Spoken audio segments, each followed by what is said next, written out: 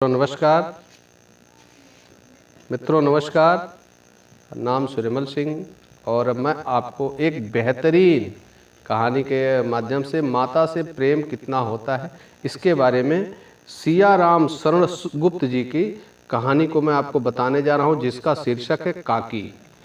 तो मित्रों, मैं इसके बारे में आप सबसे प्रार्थना करना चाहता हूं कि इतनी मार्मिक कहानी है, इसको अपने हृदय में बैठा के सोचिए कि एक बालक अपनी माँ से कितना प्यार करता है। उस दिन बड़े सवेरे श्यामू की नींद खुली तो उसने देखा घर भर के में कोहराम मचा हुआ है। उसकी माँ नीचे से ऊपर तक एक कपड़ा ओढ़े हुए कंबल पर भूमि शयन कर रही है और घर के सब लोग उसे घेर कर बड़े करुण स्वर में विलाप कर रहे हैं।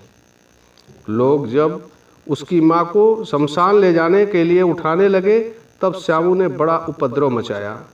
लोगों के हाथ से छूटकर वह माँ के ऊपर जा गिरा। बोला, काकी सो रही है, इसे इस तरह उठा कर कहाँ ले जा रहे हो? मैं इसे न ले जाने दूंगा। लोगों ने बड़ी कठिनाई से उसे हटाया। काकी के अग्नि संस्कार में भी वह न जा सका। एक दासी राम राम करके उसे घर पर ही संभाले रही। यद्यपि बुद्धिमान गुरुजनों ने उसे विश्वास दिलाया कि उसकी काकी उसके मामा के यहाँ गई है, परंतु यह बात उससे छिपी न रह सकी कि काकी और कहीं नहीं ऊपर राम के यहाँ गई है। काकी के लिए कई दिन लगातार रोते रोते उसका रुदन तो धीरे धीरे शांत हो गया, परंतु शोक शांत न हो सका। वह प्रायः अकेला बैठा बैठा शून्य मन से आकाश की ओर ताका करता। एक दिन उसने ऊपर एक पतंग उड़ती देखी। न जाने क्या सोचकर उसका हृदय एकदम खिल उठा।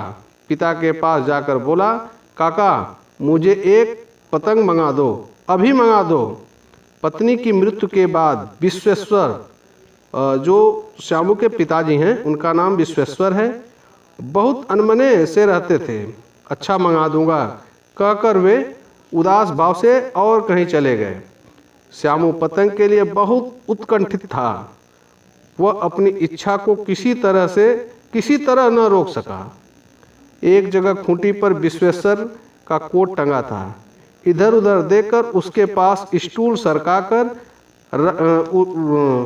सरकाकर रखा और ऊपर चढ़कर कोट की जेब टटोली। एक चवन्नी पाकर वह तुरंत वहां से भाग गया। सुखिया दासी का लड़का बोला, सुखिया दासी हैं, उनके लड़के का नाम भोला है। भोला और श्यामू मित्र होते हैं। श्यामू का साथी था। श्यामू ने उसे चवन्नी देकर कहा, अपनी जीजी से कहकर गुपचुप एक पतंग और डोर मंगा दो।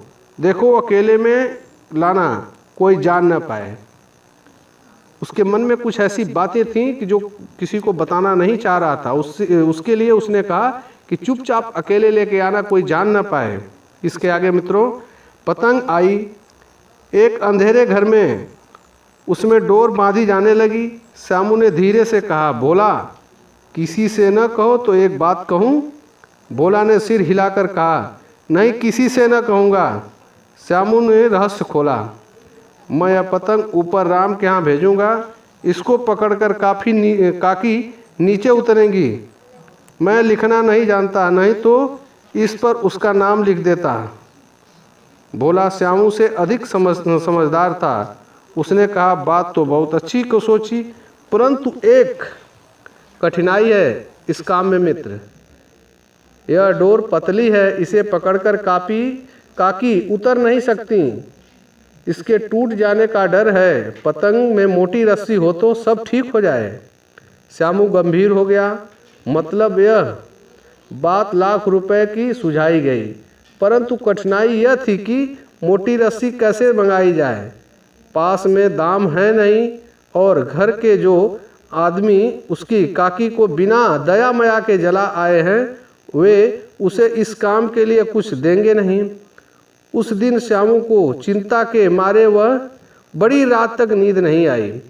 पहले दिन की तरकीब से दूसरे दिन फिर उसने पिता के कोट से 1 रुपया निकाला, ले जाकर भोला को दिया और बोला, देख भोला, किसी को मालूम न होने पाए, अच्छी अच्छी 2 रस्सियाँ मंगा दे, एक रस्सी छोटी पड़ेगी। जवाहिर भैया से मैं एक कागज़ पर काकी लिखवा लूँगा, नाम लिखा रहेगा तो पतंग ठीक उन्हीं के पास पहुँच जाएगी।